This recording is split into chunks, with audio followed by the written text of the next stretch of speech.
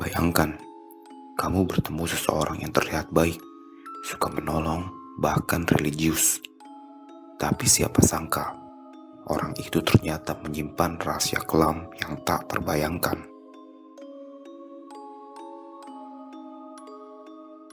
Nama lengkapnya Ferry Idam Henyansyah, tapi orang mengenalnya sebagai Rian Jombang.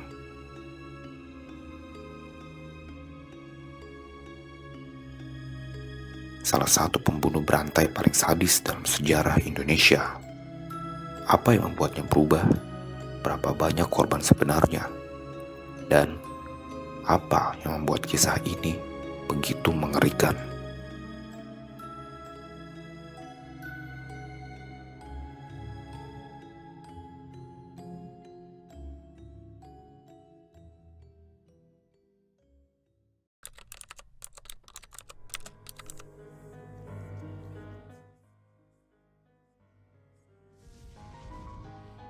Rian lahir di Jombang, Jawa Timur tahun 1978. Ia tumbuh dalam keluarga biasa, dikenal taat beragama, bahkan sempat mengajar mengaji dan aktif di kegiatan masjid. Ia tidak menunjukkan tanda-tanda sebagai calon pembunuh. Tapi menurut beberapa laporan, sejak kecil Rian menyimpan kemarahan tersembunyi, terutama terhadap perlakuan buruk dan penolakan yang ia alami.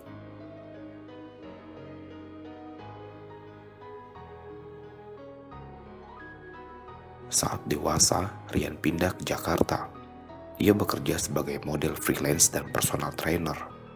Penampilannya menarik dan ia banyak bergaul dengan kalangan tertentu, termasuk para pria yang ia dekati secara personal.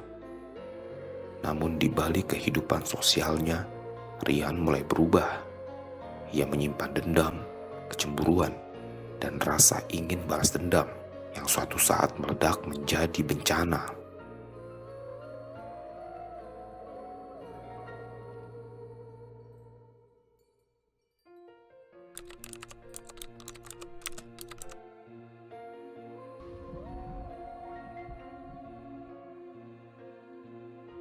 Kisah kelam Rian dimulai. Pembunuhan pertama Rian terjadi sekitar awal tahun 2008. Korbannya adalah seorang pria bernama Heri Santoso yang diduga berselisih dengan Rian soal hubungan pribadi mereka. Rian mengaku membunuh Heri karena merasa dilecehkan dan dihianati. Ia memukul korban dengan benda tumpul, memutilasi tubuhnya, lalu menguburkannya di halaman rumah ibunya di Jombang. Setelah itu, Rian mengaku merasa lega, seolah amarahnya sudah terbayar. Tapi ternyata itu hanya awal. Tak lama setelah pembunuhan Heri, Rian mulai kehilangan kendali. Ia membunuh beberapa pria lainnya dengan modus hampir serupa. Mengajak ke rumah, lalu membunuh karena motif emosional atau karena merasa ditolak.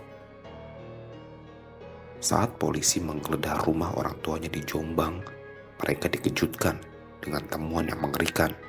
11 jasad ditemukan terkubur di halaman. Sebagian besar pria kondisinya mengenaskan. Beberapa sudah membusuk, yang lain dimutilasi. Masyarakat gempar. Media ramai. Nama Rian Jombang menjadi headline nasional. Senyumnya yang tenang saat penangkapan membuat publik makin ngeri. Karena ia tidak tampak menyesal, bahkan seolah menikmati sorotan. Dalam pemeriksaan, Rian mengaku secara terbuka. Ia menjelaskan motifnya. Sebagian karena balas dendam, sebagian karena emosi, dan sebagian karena rasa sakit hati. Uniknya, tidak semua korban adalah orang yang punya masalah langsung dengan Rian. Beberapa dibunuh karena dugaan, prasangka, atau sekedar perasaan dikhianati. Bahkan Rian mengaku ia merasa seperti dihantui oleh hasrat membunuh. Sekali ia melakukannya, perasaan ingin mengulang terus datang. Ia juga mengaku tidak bisa menghentikan dirinya sendiri. Kasus ini disidangkan di Pengadilan Negeri Depok. Sidangnya menarik perhatian besar. Rian tampil mengenakan batik, kadang tersenyum, kadang serius. Ia tidak pernah menyangkal perbuatannya. bahkan sering menjelaskan detailnya sendiri. Sang hakim akhirnya menjatuhkan hukuman mati atas pembunuhan berantai yang dilakukannya. Vonis ini disambut lega oleh keluarga korban, tapi juga menimbulkan perdebatan soal kejiwaan Rian. Berapa ahli menyebut Rian menderita gangguan kepribadian antisosial, tapi ia sendiri tak pernah menyatakan dirinya gila. Yang mengejutkan, di dalam penjara, Rian sempat menulis sebuah buku dengan judul The Untold Story of Rian. Isinya adalah pengakuan, cerita masa lalu, hingga refleksi dirinya sebagai pembunuh.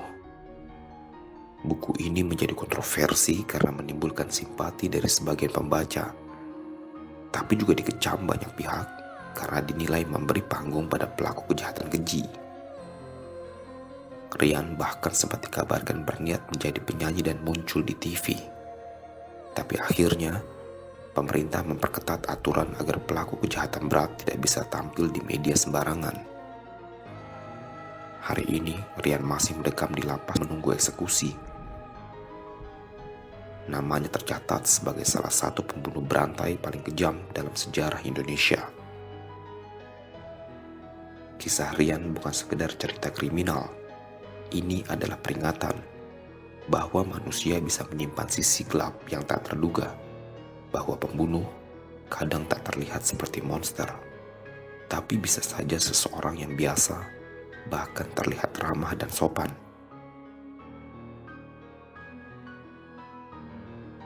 Jika kamu suka dengan cerita ini, jangan lupa like, subscribe, dan share. Aktifkan juga lonceng notifikasi agar kamu tidak ketinggalan kisah-kisah lainnya.